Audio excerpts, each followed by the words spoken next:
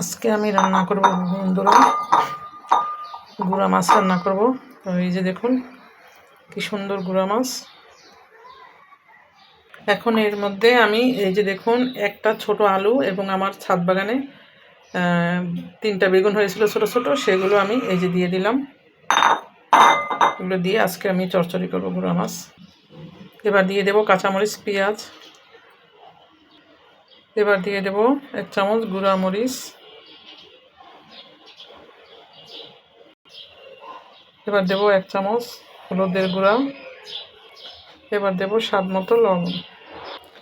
এবার দিয়ে দেব আমি পরিমাণ মতো সয়াবিন তেল, বিলাতি, ধনিয়া পাতা। এবার একটু ভালো করে মাখিয়ে নেব বন্ধুরা। আজকের এই রেসিপিটা খুবই মজাদার হবে। আজকে দুপুরের রেসিপি, আজকে তৃপ্তি করে খেতে পারবো। আমার গুঁড়া মাছটা খুবই পছন্দের, আমি খুবই পছন্দ করি গুঁড়া মাছ।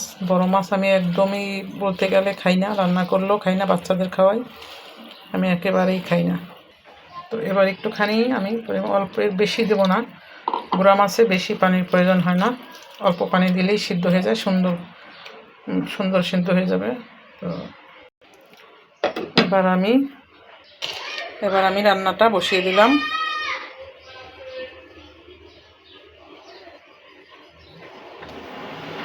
খুদা হাফেজ।